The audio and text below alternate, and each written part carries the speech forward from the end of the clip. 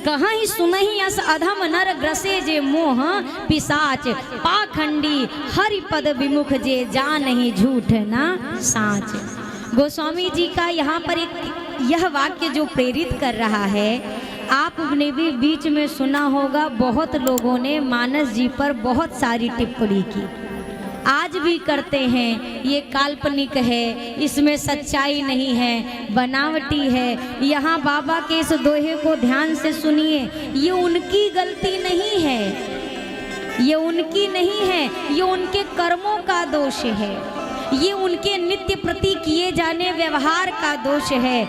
मैंने अभी प्रारंभ में कहा, कथा एक है, जो भाव से सुने उसे उसमें भगवान दिखता है, जो कुभाव से सुने उसे लगता है ये सब पगला हैं, इनके पास कोनो काम धाम नहीं है तो यहाँ टाइम पास करने आते हैं। भगवान शिव ने कहा, देवी आपने ये कहा मुझे उचित नहीं लगा, पर आपने मुझसे कथा पूछी, अब मैं आपसे कथा कहता हूँ। भगवान शिव राम कथा के विषय में सुनते ही भगवान शिव अंतर्मुखी हो गए। कितने देर के लिए? 48 मिनट, 2 दंड यानी 48 मिनट के लिए बाबा आंख बंद करके ध्यानस्थ हो गए। अच्छा, आप इतने लोग बैठे, 48 छोड़ दीजिए, अगर मैं 15 मिनट के लिए आंख बंद करके बैठ जाऊँ तो 5 मिनट बाद पंडाल साफ हो जाएगा। बोलेंगे आवाज दीदी कछु नहीं करेंगे, वो सो चुकी है। भगवान शिव 48 मिनट ध्यानस्थ हैं और मैया हाथ जोड़कर बैठी हैं, जबकि पता नहीं है कि कब बहिर्मुखी होंगे, फिर भी बैठी हैं। और भगवान शिव ने बाहर बहिर्मुखी होकर माँ को कथा सुनाना शुरू किया, मंगलाचरण करके। सभी को याद है तो सभी साथ में कहिए, मंगल भवन अमंगल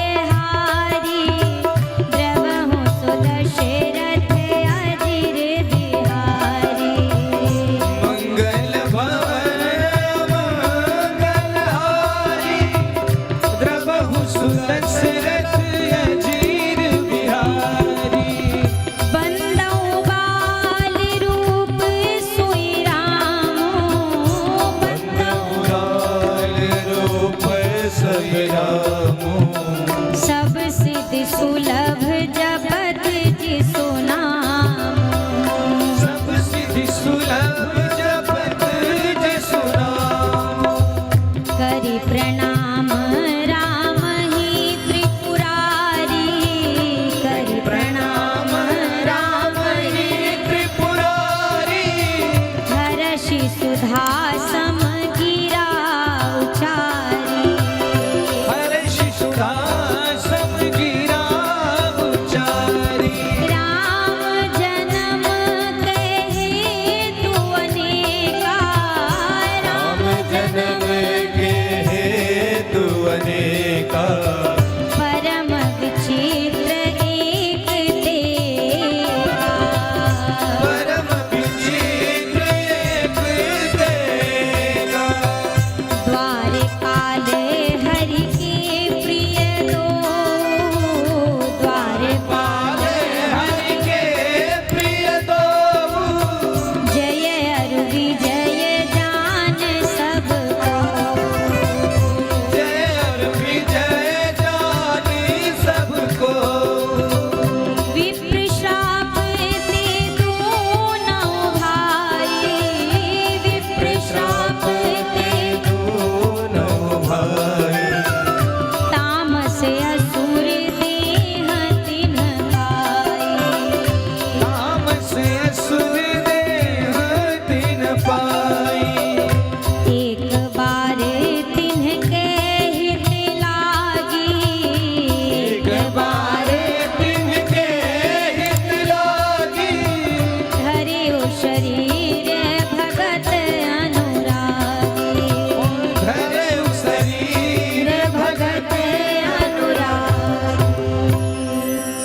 भगवान शिव ने कहा, देवी राम जन्म कै हेतु अनेका, परम विचित्र एक ते एका।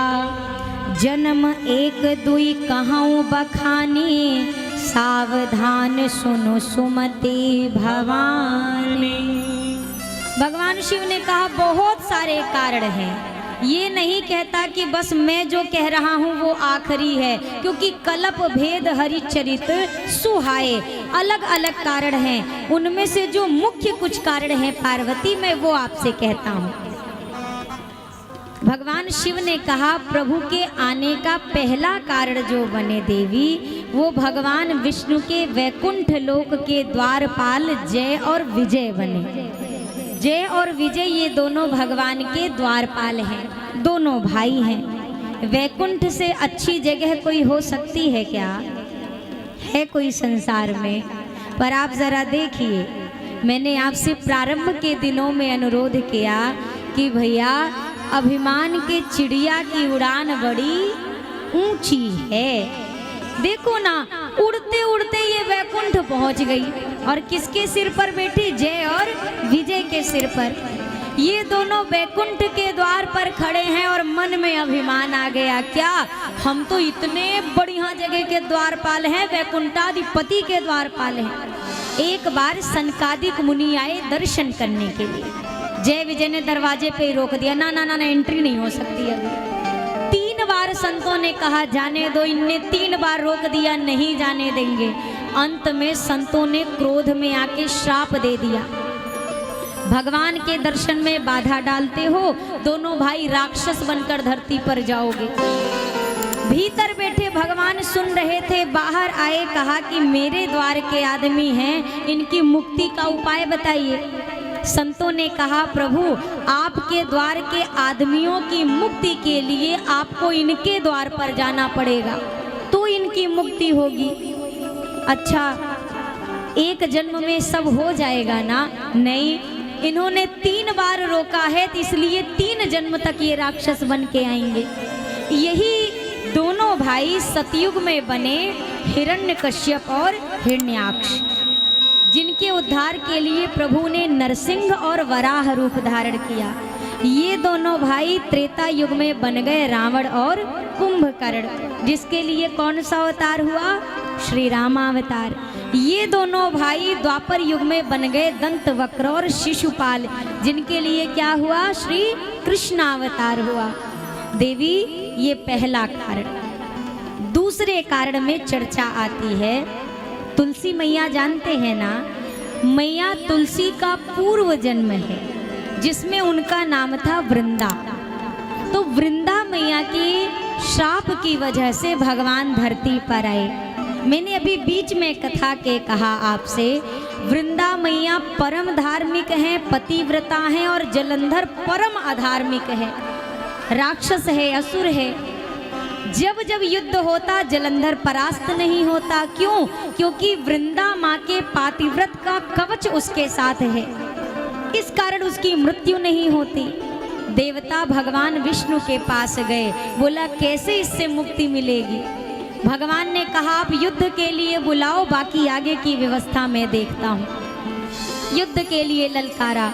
जलंधर जब लड़ाई के लिए जाने लगा तो वृंदा जी ने कहा स्वामी, जब तक आप लौट कर नहीं आएंगे ना, मैं यहीं पर आपके लिए पूजा करती हुई बैठी रहूंगी। मैं यही पूजा में बैठी हूँ, और जब तक मैं साधना में हूँ आपका कोई बाल भी बांका नहीं कर सकता। जलंधर गया।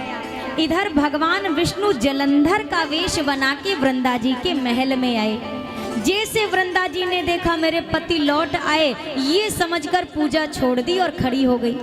जैसे पूजा छोड़ी, इधर जलंधर के ऊपर अस्त्र का प्रभाव हुआ और उसका कटा हुआ शीश सामने आकर गिरा। वृंदा माँ ने जब सामने कटा शीश देखा, सामने स्वरूप देखा, वृंदा माँ पूछ बैठी कौन हो तुम? भगवान ने लज्जा से शीश झुका लिया। क्यों? क्योंकि अपने ही भक्त को आज भगवान ने एक तरह से ठगा। भक्तों के लिए ही, जैसे भैया अगर शरीर की एक उंगली सड़ जाए ना, तो डॉक्टर कहते हैं इस एक को अलग नहीं करोगे तो पूरा शरीर सड़कर खराब हो जाएगा। एक भक्त को आज प्रभु ने छला, क्योंकि बहुत सारे भक्तों की रक्षा करनी थी। वृंदा जी ने श्राप दिया, आपने मेरे साथ जड़वत व्यवहार किया, मैंने आपकी पूजा की, आपने मेरे साथ घात किया, श्राप देती हूँ आप पत्थर के बन जाएं। दूसरा श्राप दिया, आपने जिस प्रकार मेरे पति को मुझसे दूर किया, मेरा ये पति एक दिन आपकी पत्नी से आपको दूर कर देगा। तब तक लक्ष्मी जी आ गई, देवता आ गए, हाथ जोड़कर कहा अगर भगवान शिला रूप में रहे तो सृष्टि का संचालन रुक जाएगा।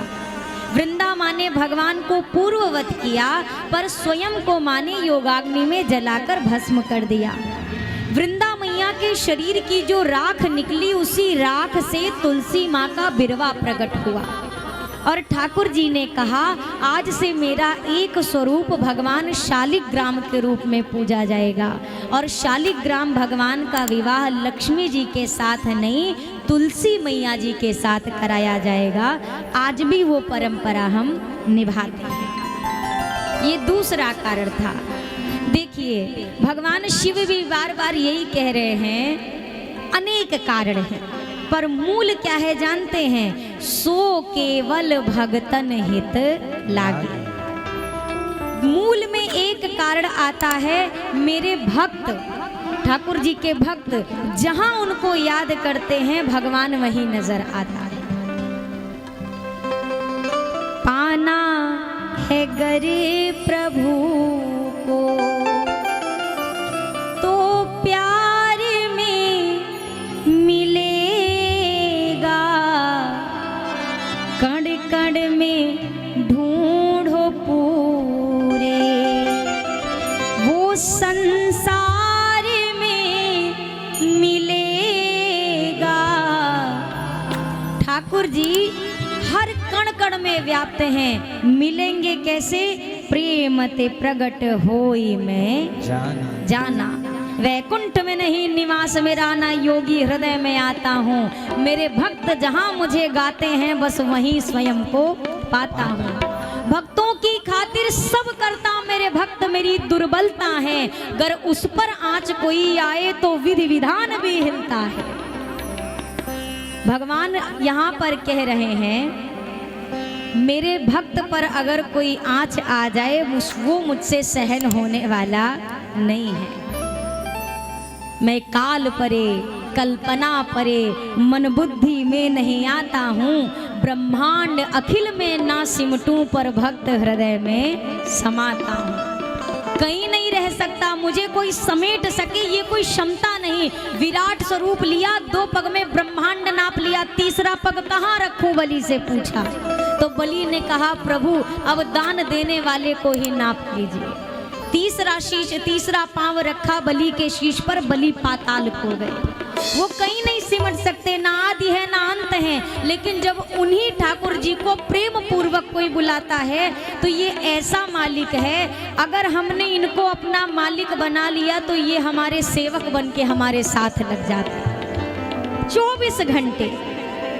हो बिन पानी के नाव खे रहा है, वो नसीबों से ज्यादा दे रहा है। बिन पानी के नाव खे रहा है, वो नसीबों से ज्यादा दे रहा है।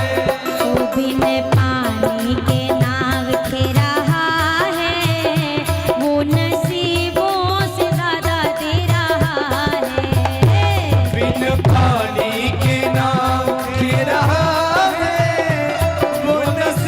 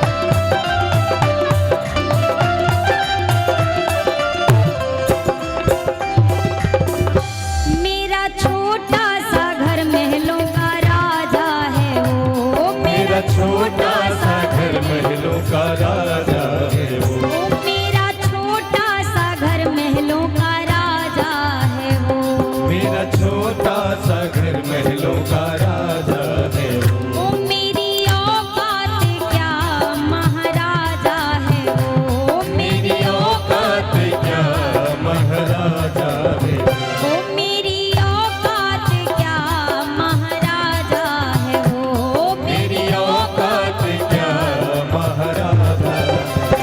फिर भी दिल में मेरे रह रहा है, फिर भी दिल में मेरे रह रहा है, वो नसीबों से ज्यादा दे रहा है, फिर भी दिल में मेरे रह रहा है, वो नसीबों से ज्यादा दे रहा है।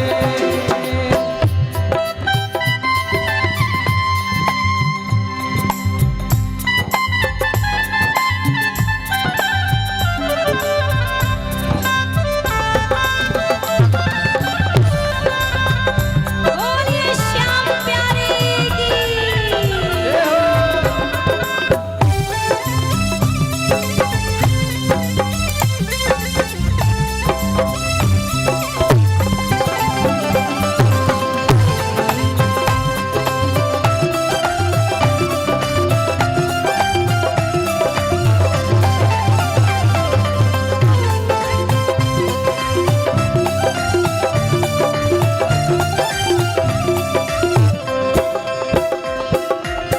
ओ हैं इनके दीवाने बड़े से बड़े हैं, उनके दीवाने बड़े से बड़े, हैं इनके दीवाने बड़े से बड़े हैं, इनके दीवाने बड़े से बड़े, ओ इनके चरणों में कंकड़ के जैसे पड़े, इनके चरणों में कंकड़ के जैसे पड़े, हाँ इनके चरणों में कंकड़ के जैसे पड़े, इनके इनके चरणों में कंकड़ के जैसे पड़े।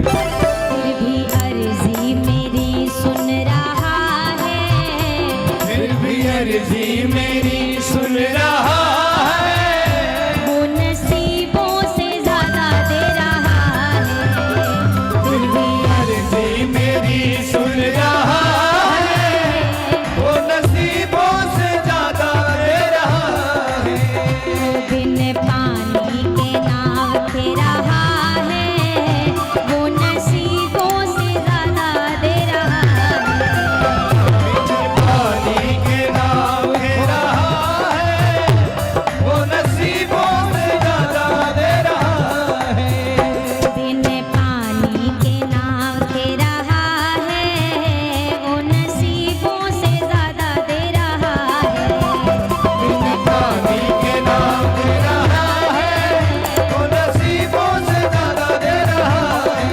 ओ रात दिन वो खबर ले रहा है, वो नसीबों से ज्यादा दे रहा है, वो खबर ले रहा है, वो नसीबों से ज्यादा दे रहा है। हरे रामा राम रामा हरे हरे, हरे कृष्णा कृष्ण कृष्ण हरे हरे, हरे रामा राम रामा हरे हरे, हरे कृष्ण कृष्ण कृष्ण हरे हरे, राम रामा हरे हरे, कृष्ण कृष्ण हरे हरे। बोलिए सियावर रामचंद्र की। हाथ भर ना उठाना है, बोलना है। पड़ोसी बोला आपने हाथ ऊपर कर दिए तो आपका कोटा नहीं पूरा होगा। भूख आपको लगे पराठा पड़ोसी खाए तो पेट भर जाएगा का? नहीं ना। भोजन और भजन दोनों स्वयं करो तो फायदा है और एकांत में करो तो फायदा है। इंसान भोजन तो एकांत में छुपा के करता है, कहीं नजर ना लग जाए। क्या पता इनको रसगुल्ला मिला कि नहीं मिला, हमारी थाली पे देखें तो अभी हमारा पेट खराब। मनुष्य भोजन एकांत में करता है पर भजन सार्वजनिक करता है। एक निवेदन करूं, भोजन पे लगी नजर तो 2 बार पेट खराब होके सही हो जाएगी, पर अगर आपके भजन पे नजर लग गई तो जिंदगी में कभी उतरने वाली। अब आप कहेंगे भजन पे कैसे नजर लगती है? लगती है ना, नारद जी को भी लगेगी, अभी देखते जाइए। भजन पे भी नजर लगती है। कैसी नजर? 5 बार एक आदमी कर दे, आप तो बहुत भजनानंदी हैं, आपके जैसा भगत हमने देखा ही नहीं है। 5 बार किसी ने आपको भक्त भक्त कह दिया, 6वीं बार में आप स्वयं को भक्त समझने लगे। लग गई ना नजर। यही हुआ नारद जी के साथ। भगवान शिव ने 2 कहानियां पूरा विस्तार से सुनाई। तीसरे वाले की जब बारी आई तो भगवान ने एक लाइन में, नारद श्राप दीन एक बारा कलप एक तही लगी अवतारा, हो गया। देवी यही कारण था, नारद जी ने श्राप दिया, भगवान आए। चौथा सुनो। मैया ने कहा चौथा बाद में सुनूंगी, पहले पीछे आके तीसरा बताइए। पूरा क्यों नहीं बताया? भगवान शिव को लगा नारद जी पार्वती मैया के गुरुदेव हैं, ऐसा ना हो कि पार्वती जी के मन में कोई संशय गुरु के प्रति आ जाए। ऐसा क्यों किया? तब तक मैया ने कहा, प्रभु नारद विष्णु भगत पुण्य ज्ञानी, कारण कवन श्राप मुनि दीना काय अपराध रमापति कीन्हा। मैया ने क्या कहा? गुरुदेव में कोई कमी नहीं। एक बात बताइए, भगवान ने ऐसा क्या गलत किया कि मेरे गुरुदेव को श्राप देना पड़ा? गुरुजी बनाना आसान है पर गुरु निष्ठा निभाना मुश्किल हो जाता है। हम सोचते हैं किसको गुरु बनाएं, फिर तलाश में लगते हैं। कई बार लोग हमसे भी पूछते हैं, दीदी कोई अच्छा गुरु बताइए। अब अच्छा गुरु अगर हम परख लें तो फिर तो सबके गुरु हम ही हैं, हमें कौन से गुरु की जरूरत है? अच्छे बुरे की परख नहीं है, इसलिए तो गुरुदेव चाहिए। और हम इसमें तलाश करें अच्छा गुरु मिले। गुरु वही अच्छा है जो आपको ये कह दे, बेटा ये भगवान के पास जाने का रास्ता है, वही गुरु है। वो चाहे किसी वेश में हो, चाहे माँ के, पिता के, मित्र के, इष्ट के, परिवारी जनों के किसी रूप में हो, जो आपको भगवान से मिलने का रास्ता बताए वही आपका गुरु है। और अगर कितना भी बढ़िया वेश हो और कोई ये कह रहा भगवान को नहीं पूजो, हमारी पूजा करो, काहे कि अब हम है भगवान, वो वेश से आपको गुरु लग सकता है पर वो कभी सतगुरु होने वाला नहीं है। गुरुदेव बीच की कड़ी है, एक कड़ी। जैसे बिटिया का कन्यादान करने के उपरांत बिटिया को पति को सौंप दिया जाता है पंडित जी किनारे। पंडित जी का कार्य, विप्रजन का कार्य, कहाँ तक वैदिक मंत्र पढ़ा, विधि कराई, बिटिया का हाथ दिया, आज से कन्या आपकी हुई। यही कार्य बीच में गुरुदेव करते हैं। जीवात्मा और परमात्मा का गठबंधन करा के परमात्मा के हाथ में जीवात्मा का हाथ सौंप के गुरुदेव किनारे, ये मेरा कार्य है गुरुदेव का। मैया ने कहा क्यों श्राप दिया, पूरी कथा बताइए। अब भगवान शिव ने कहा, देवी नारद श्राप दीन एक बारा कलप एक तिहि लगी अवतारा।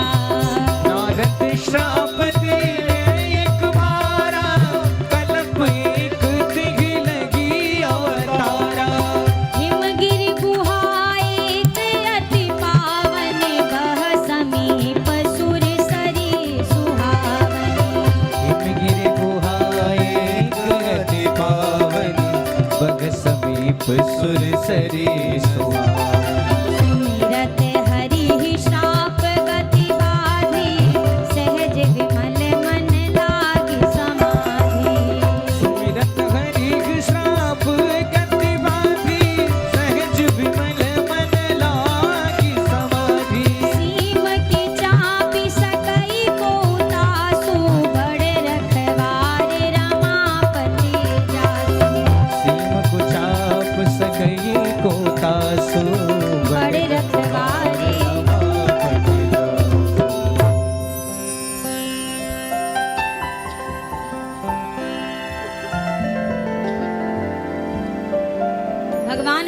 कहा देवी, एक बार हिमालय के कंदरा के निकट नारद जी पहुंचे।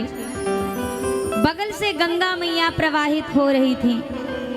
नारद जी महाराज एक जगह पर टिक नहीं सकते। आपने अगर टीवी सीरियल्स में भी देखा होगा तो नारद जी आपको घूमते नजर आएंगे। क्यों? क्योंकि नारद जी को राजा दक्ष का श्राप है कि वो एक जगह रुकेंगे नहीं।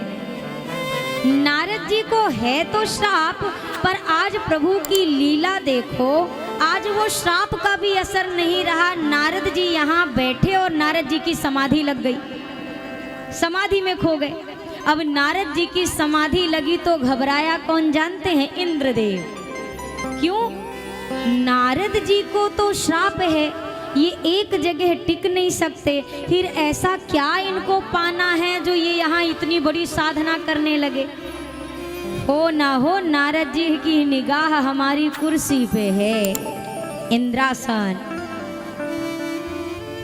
कुर्सी पे बैठा हुआ व्यक्ति 24 घंटे टेंशन में। यहाँ वाली कुर्सी की बात नहीं कर रहे, सत्ता वाली कुर्सी, उसकी चर्चा है। 24 घंटे जिसको मिल गई है वो चिंता में कि छूटे ना, और जिसको मिली नहीं वो चिंता में मिले कैसे। इंद्रदेव सोच रहे हैं मेरे इंद्रासन को अगर इन्होंने तपस्या से हासिल कर लिया फिर क्या होगा, क्या किया जाए। कामदेव को भेजा, कामदेव आए, प्रयास किया, नारद जी ने आंखें नहीं खोली। इसके बाद कामदेव ने हाथ में फूलों का हार लिया, माला ली, और क्या कहते पहुँचे, जय हो नारद जी, आपके जैसा भक्त हमने आज तक नहीं देखा।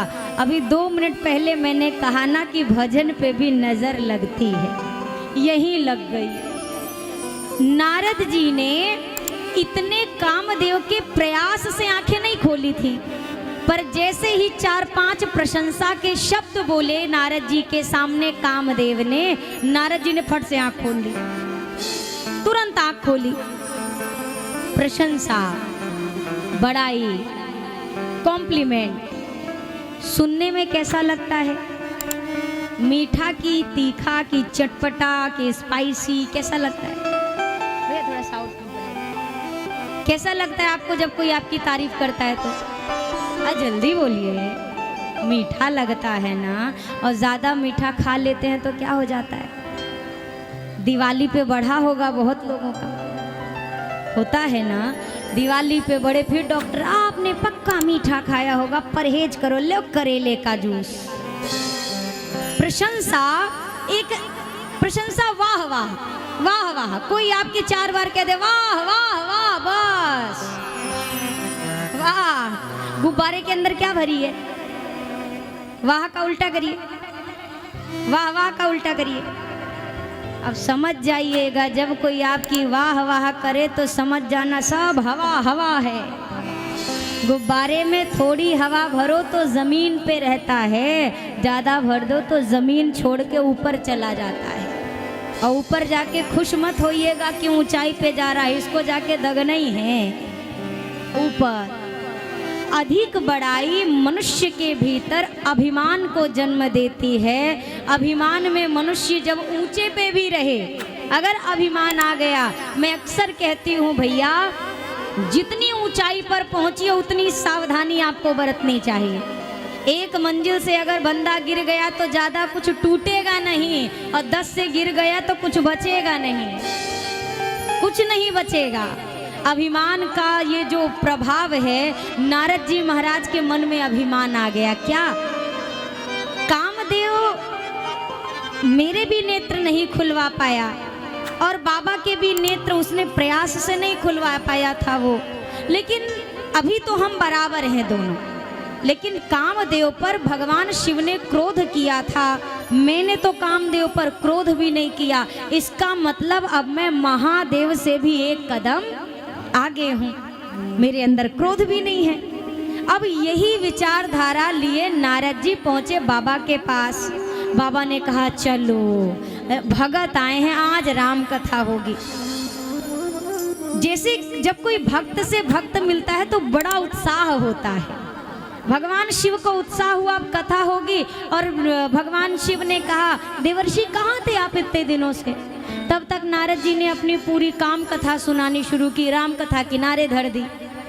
पूरी काम कथा क्या बताएं, तपस्या में बैठे कामदेव आया, समाधि भी नहीं खुलवा सका हमारी। भगवान शिव ने सोचा ये मुनिवर कौन सी कथा सुना रहे हैं आज मुझे। फिर कहा, मुनिवर आपने ये जो कथा मुझे सुनाई है ना, ये वाली कथा भगवान विष्णु से मत सुनाना, उनको बिल्कुल मत बताना। अब नारद जी को लग रहा है जब नाश मनुष्य का छाता है पहले विवेक मर जाता है। यहाँ पर देखिए नारद जी को क्या समझाया जा रहा है, आप ऐसा मत करना, जब आते हैं अच्छे दिन तब अच्छी बात सुहाती, नहीं तो समझाने पर भी नहीं समझ में सर पटकिए, नहीं समझेगा कोई। नारद जी से भगवान ने कहा मत बताना, शिव जी ने, और नारद जी को लगा अब इनको हमसे जलन हो रही है, हम इनके बराबर आ गए हैं ना, बराबर क्या एक कदम आगे हम इनसे, अब ये मेरी प्रशंसा से ईर्ष्या कर रहे हैं। और नारद जी ने कहा इनके कहने से रुकेंगे, जिसलिए मना किया था नारद जी वीणा लिए पहुंच गए क्षीर सागर। ओ श्रीमन नारायण नारायण नारायण, श्रीमन नारायण नारायण नारायण, ओ लक्ष्मी नारायण नारायण नारायण, लक्ष्मी नारायण नारायण नारायण, बद्री नारायण नारायण नारायण, बद्री नारायण नारायण नारायण, भजमन नारायण नारायण नारायण, भजमन नारायण नारायण नारायण।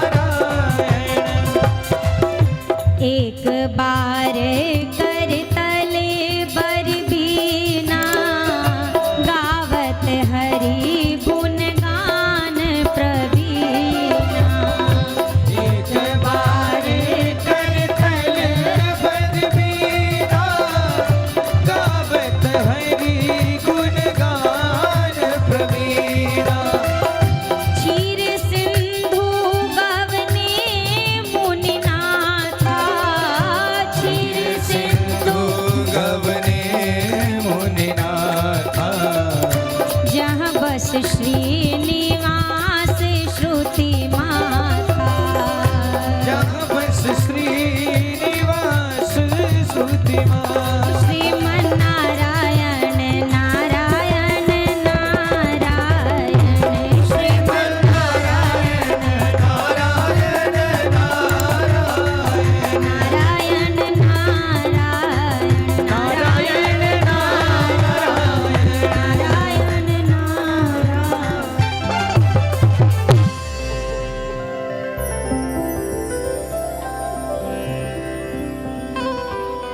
नारद जी पहुंचे क्षीर सागर।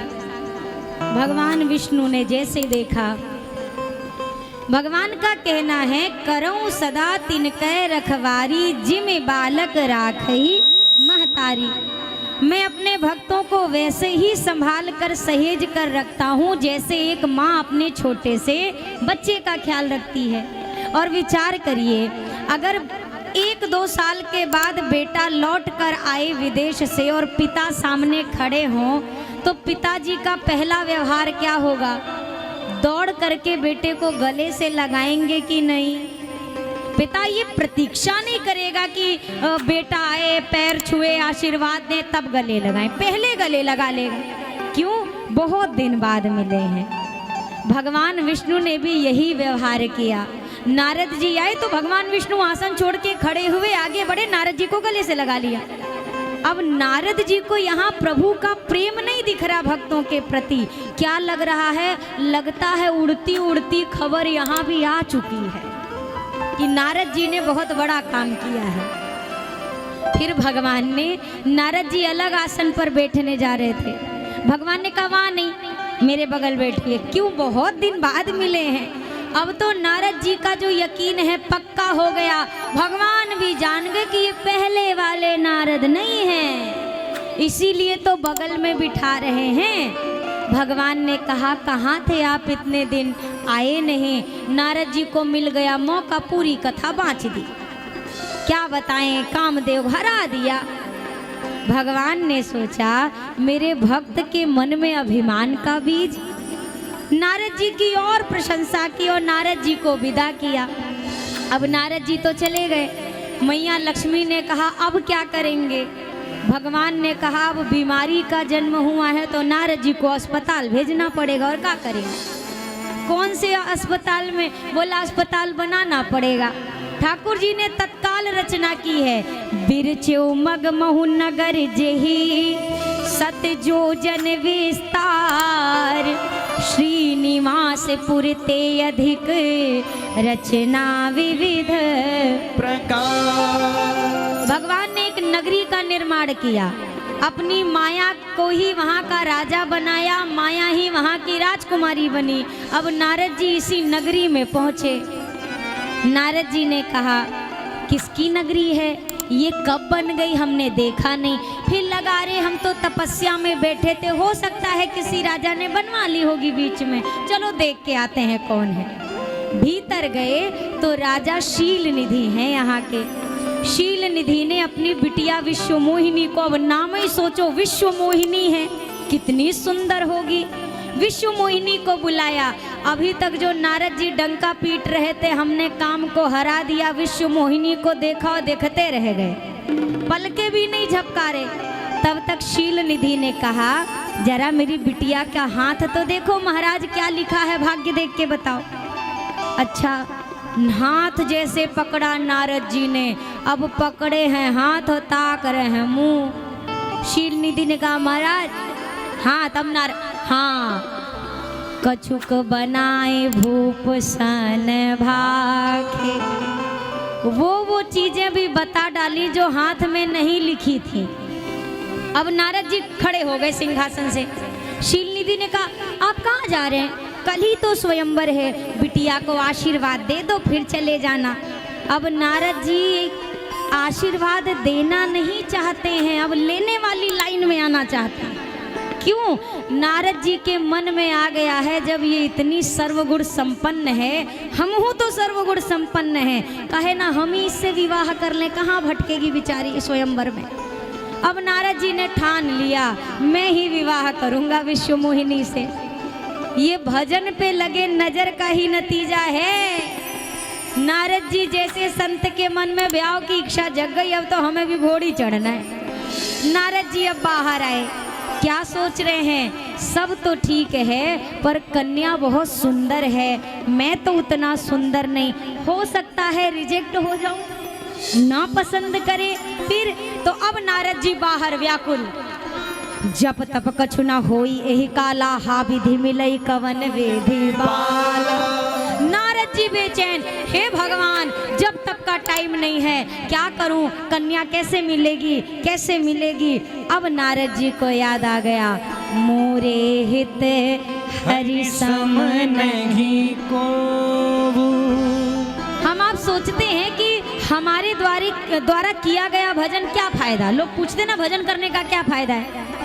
अगर मैं आपसे, आपने कभी अलार्म लगाया अपने फोन में या घड़ी में, सेट किया है कभी, किया है ना। अलार्म क्या जब आप सेट करते हैं तुरंत बजने लगता है, वो तब बजता है जब आपको नींद से जागने की आवश्यकता होती है। हमारे द्वारा किया गया भजन वैसे तो हर पल काम आता है, पर समझिएगा असली में तब काम आता है जब आप ऐसे ही किसी गलत मार्ग की ओर बढ़ चलो। नारद जी का रास्ता अब थोड़ा डगमगा गया है क्योंकि मन में अभिमान है, पर किए गए भजन का प्रभाव दिख रहा है। अभी भी नारद जी कह रहे हैं भगवान के सिवा मेरा कोई दूसरा हितैषी अपना नहीं है, वो मेरी सहायता करेंगे। अब भगवान की लीला, भगवान हाजिर हो गए, बोला नारद जी अभी तो मिले थे, अब कैसे याद किया। अब नारद जी थोड़ा मुस्कुरा के, थोड़ा शर्मा के, ओ प्रभु बात ये है विवाह करने की इच्छा हुई है।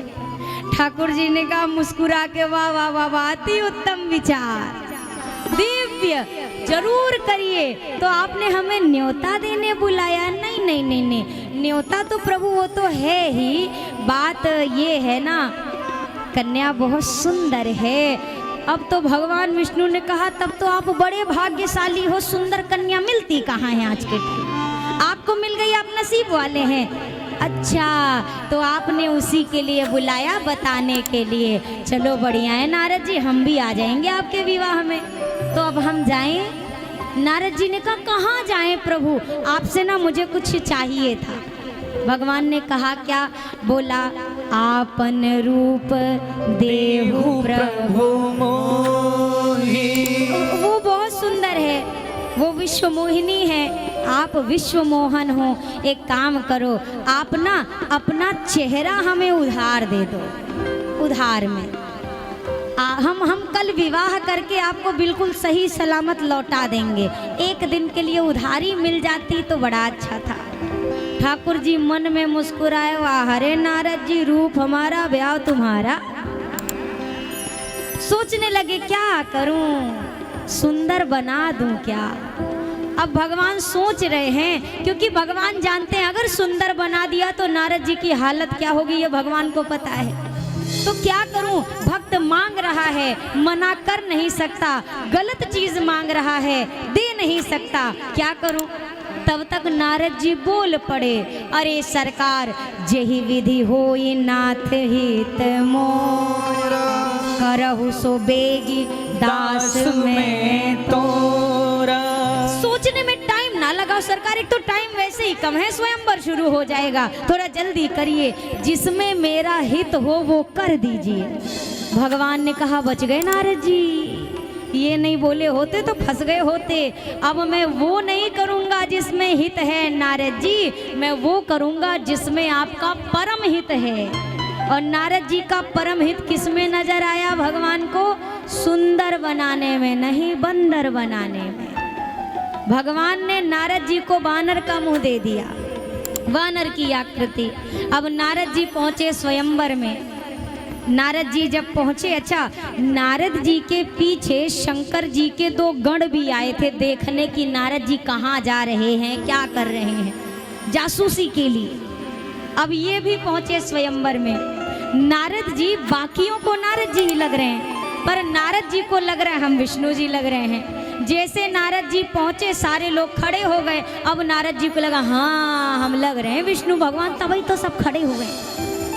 अब नारद जी पहली पंक्ति की पहली कुर्सी पे जाके बैठे। क्यों? अरे हमसे सुंदर कोई है ही नहीं, कन्या निकले, माला डाले, स्वयंवर का झंझट खत्म, कहाँ वो घूमती फिरेगी। पहली कुर्सी पकड़ी और शिव गढ़ों ने नारद जी के ठीक पीछे वाली कुर्सी पकड़ी।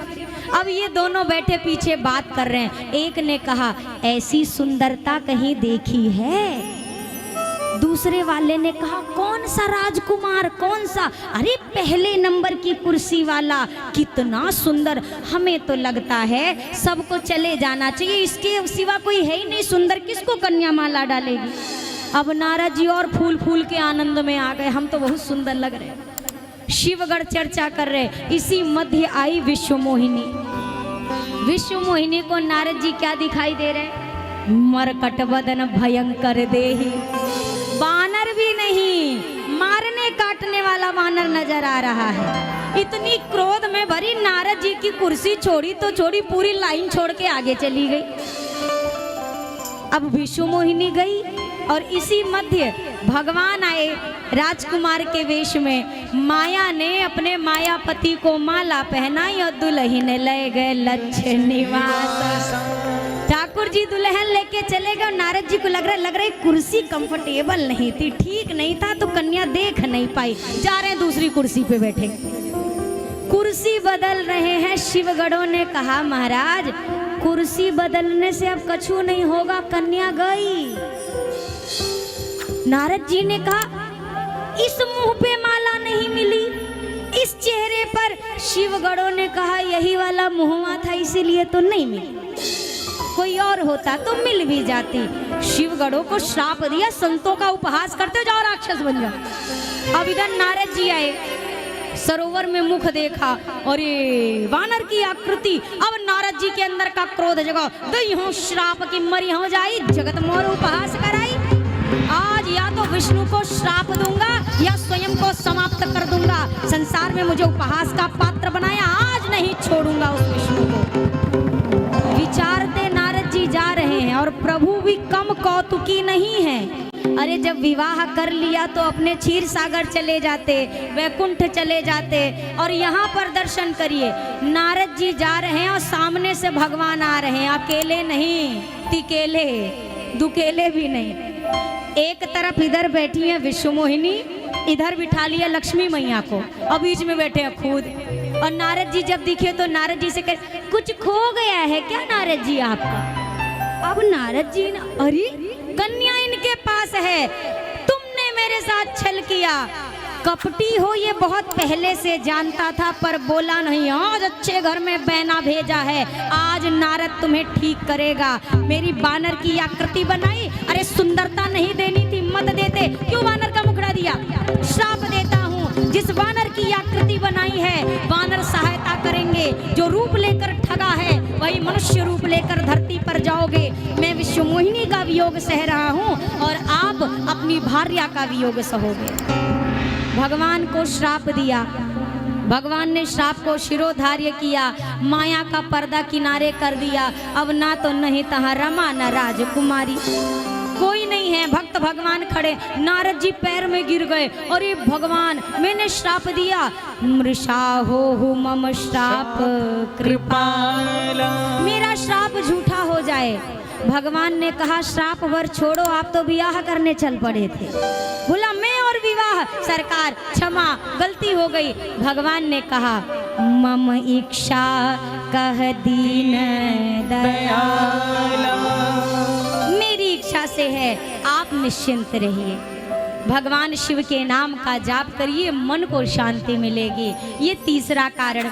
चौथे कारण में सृष्टि के आदि माता पिता श्री मनु और शत्रुपा मैया की कथा आती है। मनु जी महाराज ने शत्रुपा मैया के साथ कठोर साधना की। जब हजारों हजार वर्ष की तपस्या की, भगवान श्री राम जी सियाजू के साथ प्रकट हुए।